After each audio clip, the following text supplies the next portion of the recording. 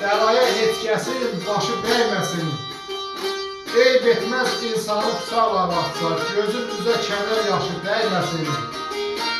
Nadanlıq eləyək gülməyə nə var? Ömrün axırını bilməyə nə var?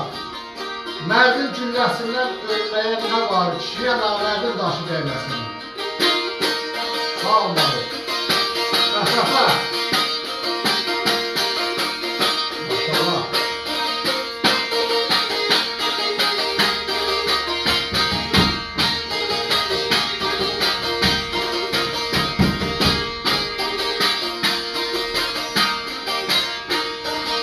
Ağlasın bəhnəni bir el gözəli.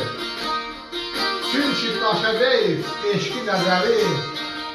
Qoy məni öldürsün bir Loğman əli, amandır yaraman naşıq dəyməsin.